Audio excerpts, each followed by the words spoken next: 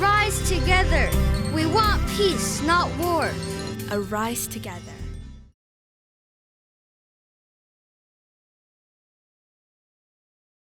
Great pleasure to be here with all of you. And I hope that I will be able to share some wisdom from my grandfather to all of you. I think it's needed very much today because we see so much of violence growing everywhere in the world. And that's not how civilized human beings should be behaving. So the question is whether we are civilized or not civilized. And right now, the indications are that we don't show any signs of civilization except riches. And riches don't make us civilized people. But yes, like Rupam said, I was very angry because I was born in a country filled with hate, apartheid, and prejudice, and I was beaten up very early in my life because of the color of my skin. And I wanted eye for an eye revenge, the normal response that most of us have when we face such situations. And that's when my parents decided to take me to India and leave me with grandfather for a couple of years to hopefully learn something from him. And I think it was a wonderful experience because those 2 years really defined my life. They changed my attitudes and made me aware of what grandfather was all about. And the first lesson that he taught me was about anger. He said, anger is like electricity. It is just as useful and just as powerful, but only if we use it intelligently. But it can be just as deadly and destructive if we abuse it.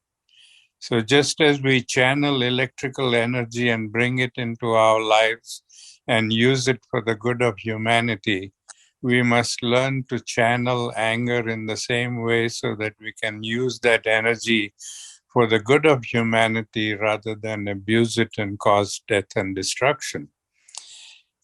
I think it's very unfortunate that we are so ashamed of anger and so ashamed of talking about it and teaching it that we ignore it completely. And we just allow everybody to find their own ways of dealing with this. And the result is that all of us end up abusing anger. And it's that abuse of anger that is causing so much of violence in the world today. Harvard University recently did a study, and they came to the conclusion that more than 80% of the violence that we experience in our personal lives or in the lives of our nations is generated by anger. So imagine if we can learn to control our anger effectively, we can reduce violence so substantially by 80%. But to be able to use that violence, use that energy positively, we need to have control over our minds. And we don't pay enough attention to strengthening our minds. We are very conscious of physical exercises because we want to be healthy and strong. And we do all kinds of physical exercises every day. But we never do any mental exercises to have a strong mind. And the result of that is that at any given moment, you'll find that the mind is filled with a half a dozen or a dozen different thoughts that are racing through the mind at the same time, to that extent, distracting you from what is happening right now. And that means that we have no control. We can't keep those thoughts away. We are just victims of those thoughts and distractions. And therefore, whenever we face a crisis situation, we just respond thoughtlessly and do the wrong thing. So my grandfather made me sit in a room quietly for a few minutes every day and hold in front of me something that gave me pleasure to look at. It could be a flower or a photograph or whatever it was. Just hold that in front of you and for 1 minute, concentrate your entire attention on that object. And then close your eyes and see how long you can hold that object in your mind's eye. In the beginning, I found that the moment I closed my eyes, the object disappeared because I didn't have that control over the mind. But when I began to do this exercise regularly every day, I found that I could keep that image in my mind's eye longer and longer. And to that extent, my mind was coming under my control. And when we have control over the mind, then we can stop ourselves from doing rash things during a moment of anger and then regretting it later on. So I think that is a very important part of his philosophy. And I call his philosophy a philosophy of change. Um, it's a change through nonviolence. We have, for years and years, we have subscribed to violent ways of dealing with conflicts. And that has created a whole culture of violence in the world, a culture that has taken over every aspect of our lives. Our sports is violent, our religion is violent, our speech is violent, our relationships are violent, our education is becoming violent, everything about us is violent. And when we have that culture of violence dominating us, it's difficult to work occasionally for peace and expect to bring peace in the world. So we have to change that culture of violence. And that is what my grandfather worked all his life for and tried to explain to people that we need to change this whole attitude and the culture of violence. The culture of violence has its roots in materialism and capitalism and materialism. We have chosen this way of life, and that has brought out all the negative aspects in human nature, all the greed and the selfishness and we are always thinking about ourselves and wanting our biggest share of the pie for ourselves. We don't care about other people. So everything about us has been conditioned by that greed aspect. And so that adds to the culture of violence and adds to our bad relationships and eventually ends up with more and more violence all over the place. A lot of the violence we'll see is because we can't get along with people, or we have bad relationships with people because they don't fit into our scheme of things. The other aspect of his philosophy was about building relationships. Today, as I said, our relationships are based mainly on selfishness. We are always thinking about what am I going to gain from this relationship? And if I don't gain anything from it, why should I bother to have a relationship? And so every time we break up a relationship, we are creating the potential for violence. So in a culture of nonviolence, relationships are built on the 4 principles of respect, understanding, acceptance, and appreciation. We have to respect ourselves and respect each other. And more importantly, we have to respect the fact that we are part of all of creation. We have this wrong notion that we are independent individuals and we can do whatever we like and it's nobody's business. We are not independent individuals. We are interdependent, interconnected, interrelated, and we have to respect that. And it's only when we respect that we will understand who we are and what we are and why are we here on earth. We are not born just to while away our time from birth to death. We are here for a purpose. Each one of us is here for a purpose. And at the very least, the purpose for each one of us is to ensure that we leave this world a better place than we found it. And if all of us make that effort to make this world a better place, then we will have fulfilled our purpose. But how do we make this world a better place without making ourselves better people? We have to first work on ourselves. That's why he said we must be the change we wish to see in the world. If we don't improve ourselves, we are not going to make the world any better. And what does it mean to improve ourselves? It's not just education. It's not getting a university degree or a college diploma and saying that I'm done and I don't need to do anything more. That is just getting information and filling your mind with information.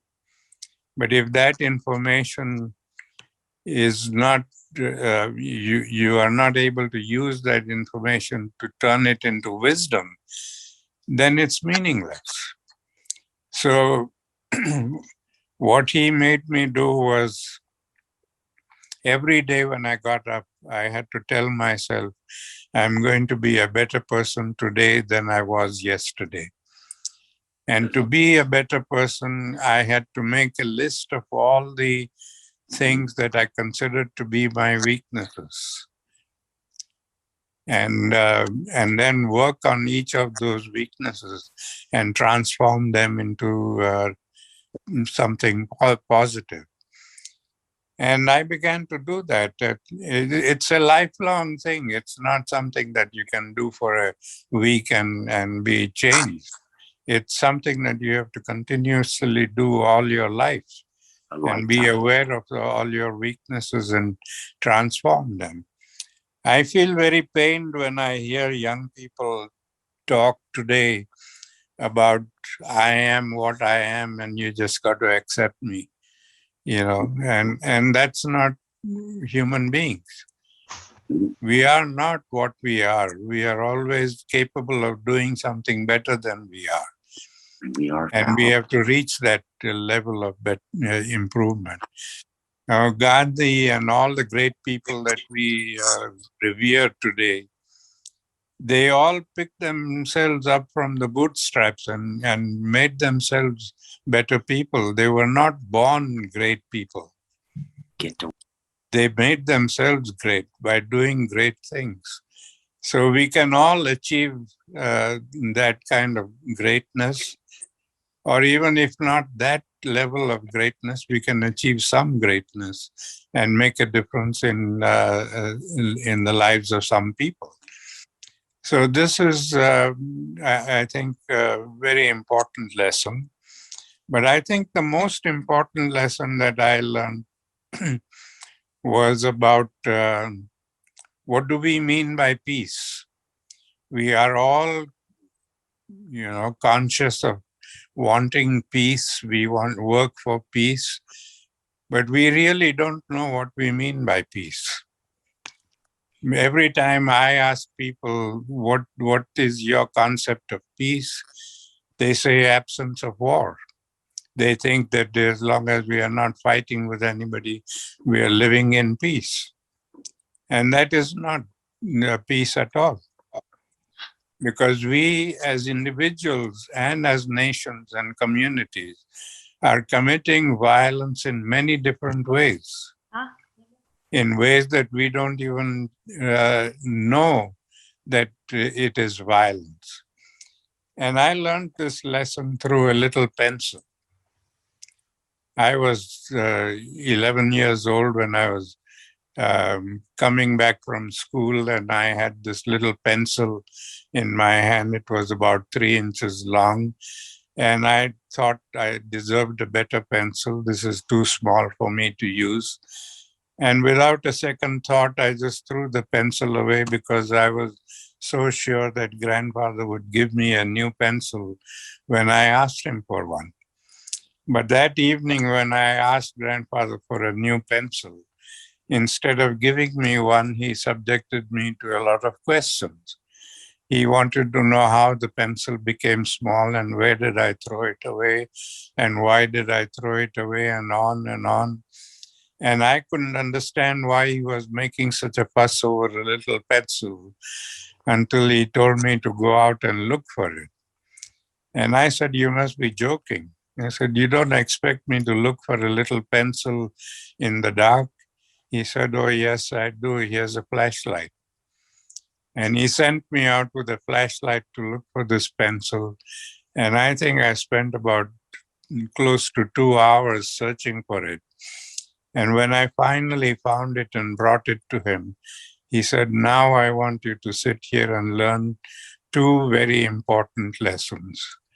The first lesson is that even in the making of a simple thing like a pencil, we use a lot of the world's natural resources.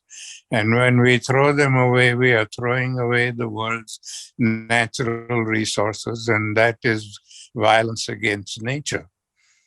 And the second lesson is that because in an affluent society, we can afford to buy all these things in bulk, we overconsume the resources of the world.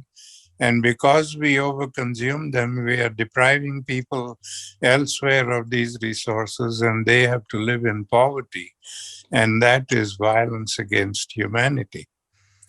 And that was the first time I realized that all of these little things that we do every day, things that we overconsume and throw away and